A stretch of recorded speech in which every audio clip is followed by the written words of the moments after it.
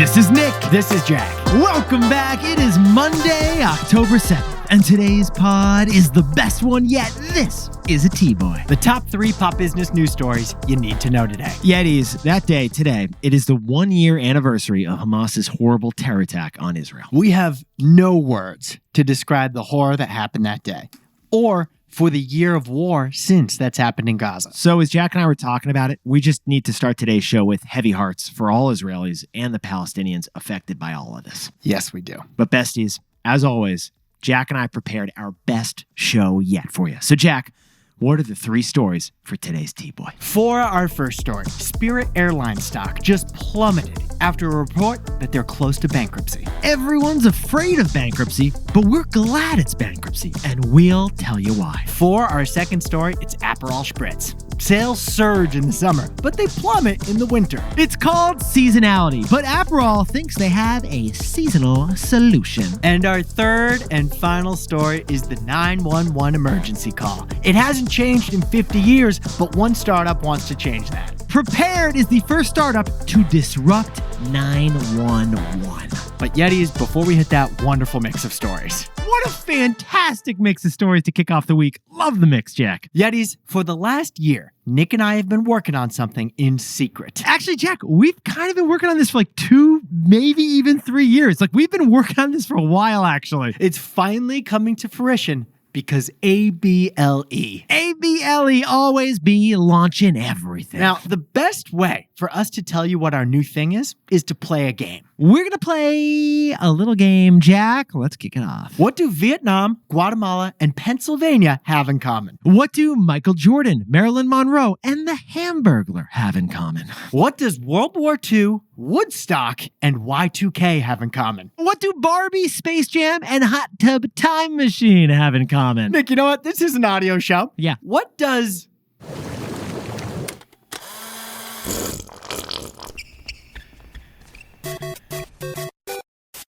have in common? Well, we'll pause the pod. We'll give you a sec to guess. We'll let you guess. Take your time. Because they do have one thing in common. And that thing is our next big thing. And we'll announce it tomorrow. Guest is welcome. Drop a thought in the comments. And Jack, let's hit our 3 stories. 15 years before this song, 2 boys from the Northeast met in the dorm. They had an idea that caused a cultural storm. It's the best one yet, but the best is the norm. Jack, Nick, that's it. I don't even think they need to practice. 50%, that's a fat tip. T-Boy City on your at list. If you know, you know, cause we ready to go. We can't wait no more, so just start the show. Start the show. For our first story, Aperol, the iconically orange summer drink, is trying to defy one of the biggest challenges in business, seasonality. How can Aperol still sell to you in the winter?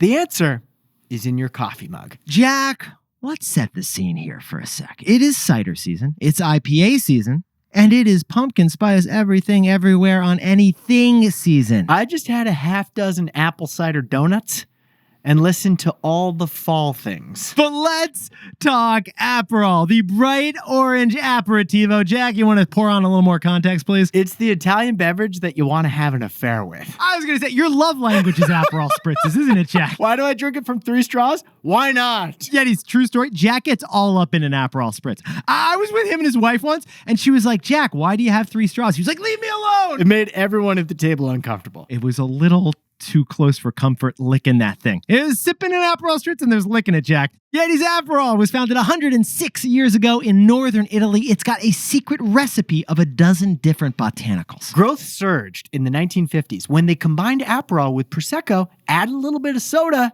and called it a spritz. Yeah, it was a Reese's moment. Sales took off.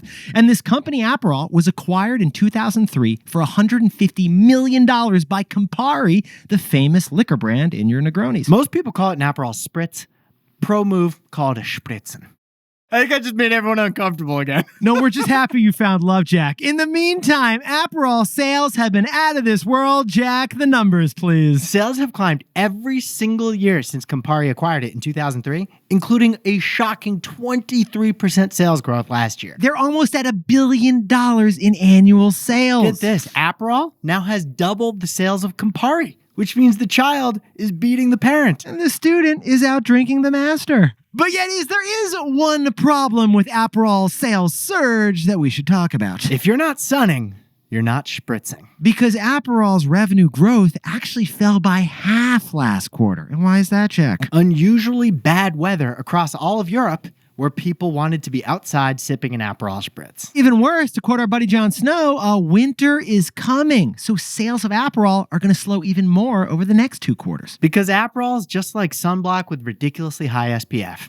It requires hot, sunny weather in order to sell. Now, Yetis, we studied this concept in business school with the term seasonality. When sales are affected by the change of seasons. Aperol's brand, it screams summer, right, Jack? You feel it, you look at it. I mean, look at the liquid. It's so orange. They have orange branded umbrellas, orange towels that are Aperol branded. They even sell Aperol swim trunks. Well, you guys have gotten really close. But in the meantime, Aperol sales have maxed out at summer vacation spots. So Aperol is trying to break the seasonal ceiling. So they just revealed to the Wall Street Journal their plans for de-seasonizing their sales. The de-seasonization strategy. And what is in this? Aperol, what's going on? What are we going to do? They plan to bring Aperol to ski resorts and market the hell out of Aperol at the Après Ski Bar. Après Ski Aperol. Après with Aperol by the fire. In the lodge you're schwitzing with all that parka on, you might as well be spritzing too. Jack, here's the big question. Would you trade a hot chocolate on a cold slope for an ice spritz? I'm still not buying it. Really, Jack? No, not really. I'm buying it for sure. Those things are so refreshing. So, Jack, what's the takeaway for our buddies over at Aperol? If seasonality is beatable, you must evolve the product. Now, Yetis, we should point out some products will always be seasonal. You're not selling mittens in the summertime, and you're not selling tankinis in the wintertime. But in the food and beverage industry, it is different. Some have found a solution to seasonality, and the perfect example is Starbucks. Starbucks, they sell hot coffee. Not that popular on a hot summer day. But then Starbucks launched the Frappuccino, which is actually a great story for another pod. And today, iced beverages make up more than half of Starbucks' annual sales. Our point is that beating seasonality is more likely to succeed with a product change than just a marketing change. So Aperol Spritz in the ski lodge, maybe that'll work. But more likely to work is a hot Aperol toddy. Or maybe an Aperol latte. Or an Aperol and whiskey. Either way, if seasonality is solvable, the problem isn't just a marketing fix, it's a product fix. Yeah, I'm definitely buying it. I'm a slave to Aperol. For our second story, JetBlue's stock soared on Friday because Spirit stock plummeted on Friday. Spirit Airlines is reportedly going bankrupt, and we're actually glad about it, and we'll explain why. Yetis, this is your captain. This is your captain speaking. JetBlue is done serving hot meals. That's an actual news headline. They announced last week that cold meals, that's the only thing you're going to get on a transatlantic JetBlue flight. Yeah, JetBlue is replacing chicken with chicken salad on their transatlantic flights. I guess they're saving money with the cold stuff instead of having to heat everything up. If you want a pasta bolognese, you cannot get that on JetBlue. They're putting pros before cos. But that's not the news that explains JetBlue's stock jumping 14% on Friday. No, it is not, because JetBlue stock jumped 14% after Spirit said it may file for bankruptcy. The Wall Street Journal reported Friday that Spirit Airlines, JetBlue's low-cost competitor, is in talks to enter bankruptcy. So Jack and I got curious about this story, and we decided to focus on Spirit because Spirit stock is almost worthless today. It's down 97% from its highs. Jack, let's jump in TBOY style because Spirit Airlines' problems, they are a many. The key issue for Spirit Airlines is that the big airlines learned how to act like budget airlines. Really interesting, Yetis. But Spirit undercut Delta, American, and United Airlines by eliminating all their perks a few years ago. I took a Spirit flight in February. They don't even have pockets on the seat in front of you. They have bungee cords. Who's strapping their thermos in there with bungee cords? It's a BYO toilet paper situation, Jack. It's a tough times on the Spirit Airlines. Either way, the no-frills offering of Spirit worked. Spirit stock grew by 700% from 2011 to 2015. Spirit even controlled 5% of all American air travel. But then, Delta Airlines launched something called Basic Economy, a brand new lower tier to purchase a ticket on Delta. And with basic economy on Delta, you were in second class, you were a third-class citizen. And American and United, they offered something similar too, a new lower class. So Spirit Airlines, they lost their price advantage. And you know what? Spirit Airlines never recovered after losing it. Revenue has shrank pretty much every year since profits flipped over to losses. Spirit was desperate. So Spirit a couple years ago tried to merge with JetBlue, but a court blocked the deal in January, saying that this would have hurt customers. So now Spirit is cutting 20% of their flights. They furloughed 186 pilots. And they're definitely not serving rigatoni bolognese anytime soon. In fact, Spirit is discussing bankruptcy options, according to the Wall Street Journal. But Jack and I kind of think that's awesome. So Jack, what's the takeaway for our buddies over at Spirit Airlines? It's time to let the system work. Let Spirit go bankrupt. Yetis, get this. The U.S. government has bailed out airlines in 2001, 2008, and 2020. That is a lot. That is not natural. That is not typical, Jack. We have never seen an American airline go bankrupt. You and me. No, we haven't, Jack. And you know why this is a problem? Because it leads to moral hazard. Moral hazard.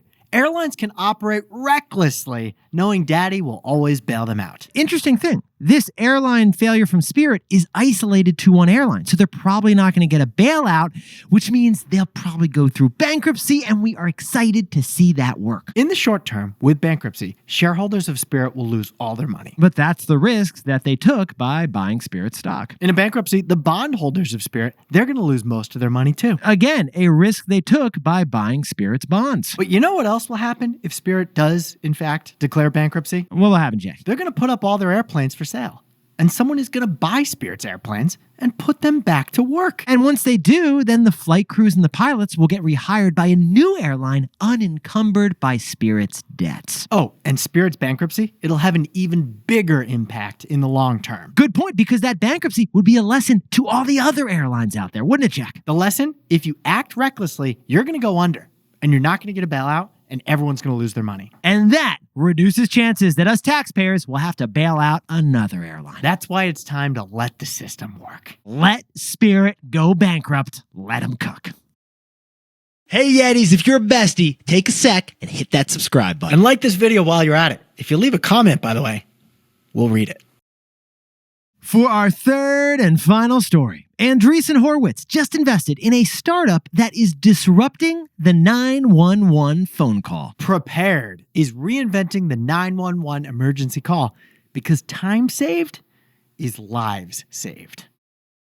And time is money. Yetis, the most famous phone number in the world, is not 1-800-CASH now, and it's not 1-800-CALL-ATT. Although it was impressive that Call ATT is just dialing down the center. If you know, you know. But it's 911 because 911 is the phone number we all first learn out of any phone number before you learn your own phone number. The first 911 emergency call was on February 16th, 1968, down in Haleville, Alabama. Someone lost a cat and 911 solved the case. The reason they chose 911 for the universal emergency phone call is that it's fast to dial, it's easy to remember, and it's hard to dial by accident. Yeah, it was those three reasons. The 9 and the 1, they're kind of far apart. It's like you're not going to butt dial it. No. But shockingly, it took decades for 911 to expand. The year of our birth, 1988, only half of the American population had access to a 911 offering. I mean, Jack, that's amazing. When we were born, 1 out of 2 Americans could not call 911. 1 out of 2 Americans had to turn on their bat signal if there was an emergency. Yet he's 911. It gets 1 call per American every year. And yet, in the 50 years since it was created, the concept has barely innovated. So Silicon Valley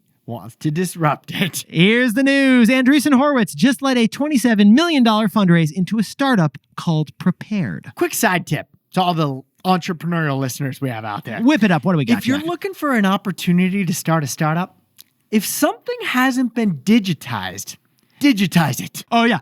Mark Andreessen, he'll write you a nice little fat check. Because despite a 20-year effort, only half of America's 911 phone calls is internet-based.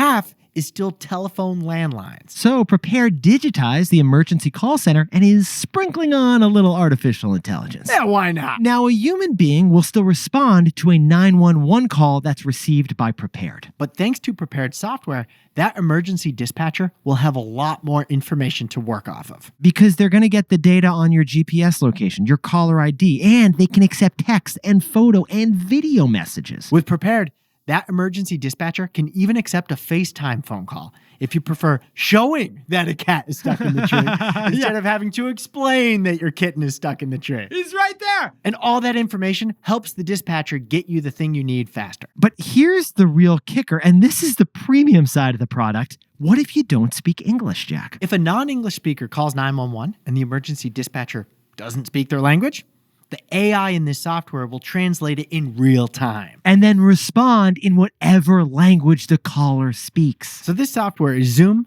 iMessage, and Google Translate all in one emergency phone call platform. This software is 911 2.0. Simple strategy. Apply iPhone capabilities to the most important phone number in the world. Jack and I jumped in TBOY style. The founders of Prepared actually were a couple of Yale students who dropped out of college to launch this thing. They were Yaleys. But what's the business opportunity here? It's our takeaway. So, Jack, what's the takeaway for our buddies over at Prepared? Time is money. Literally. Now, Yetis, Prepared's business model is offering the basic service for free, but they charge extra for those AI enhancements. And they think jurisdictions will pay extra for that AI because saving lives is worth spending for. Get this hero stat. According to the FCC, a 1-minute reduction in the average 911 response time would save 3,000 lives a year. That one stat says it all. Oh, it does, totally. Like if every community knows that upgrading to Prepared saves time, which saves lives. The return on that investment is really clear. Oh, totally clear. So you always hear about people saying time is money. But in this case, time is lives. For the community. But time is also money. For Prepared. Jack, could you whip up the takeaways for us to kick off the week? Aperol has conquered beach cabanas. Now they're targeting ski chalets. If seasonality is solvable, it requires a product change, not a marketing change. And a pronunciation change. It's pronounced spritz. Get a room. For our second story, Spirit Airlines is reportedly investigating options for declaring bankruptcy. No bailout is in the cards. It's time to let the system work. Let Spirit go bankrupt. And our third and final story is Prepared. They're selling software to emergency call centers to modernize and add AI to 911. For communities, time is lives saved. For Prepared, time is money made. But Yetis, this pod's not over yet. Here's what else you need to know today. First, a couple of big wins for the U.S. economy. First, our economy grew by 254,000 jobs last month. That is way more than economists expected. It's the highest in 6 months, and our unemployment fell to 4.1%. And then the whole strike with the dock workers, it ended. They got a short-term deal through January. Which means all of our East Coast and Gulf of Mexico ports will remain open. Oh yes, we have some bananas. Yes, enjoy your banana splits. And second, a remarkable change among Americans. The U.S. obesity trend just shockingly reversed. Weight loss drugs like Ozempic and Wegovy are making mankind lighter, and we have the data to prove it. Get this, ever since we've been keeping track, the percentage of American adults who are obese has been rising. But over the last 2 years, it's fallen from 43% to 40%. Not too shabby. And finally, Waymo continues its biggest year yet, striking a multi-year deal with Hyundai. Waymo, which is Google's robo-taxi company, will add Hyundai Ioniq electric vehicles to their fleet. These self-driving taxis will be built in America by Hyundai, and they will join the Waymo Jaguars that roam the streets of San Francisco. And get this, Nick. iBankers estimate that Waymo is worth more than Uber. Oh, wow. Waymo is on its way to becoming a verb. Now, time for the best fact yet. This one sent in by Savannah Westwood from lovely Orlando, Florida. Orlando has the highest tourist-to-townie ratio we've ever seen. Orlando, the home of Disney World, attracts over 75 million visitors a year. It's also got Universal Studios, and the population is only 300,000 people. Ipso facto, Orlando has 250 tourists per year for every one Orlandan citizen. That's got to be the biggest ratio of tourists to locals in the whole world. I mean, who else we got? What else is up there? Oh, the Vatican City. I bet the Vatican beats it. It's like a lot of Americans and Pope. I've never been. Yet. True. Yetis, you look fantastic to start the week. Jack, I can't wait to see you in LA. We got a big thing. I know. I'm flying to LA to make this announcement tomorrow in person with you. Oh, I can't wait to see him. What are you going to wear? We got to decide. Pink? I think I'm going to wear pink. Yeah, that makes sense. I was thinking pink too. Yetis, we can't wait to see you tomorrow. In the meantime, Jack's got to order an Aperol Spritz, and we'll catch you on the pod. Do not disturb.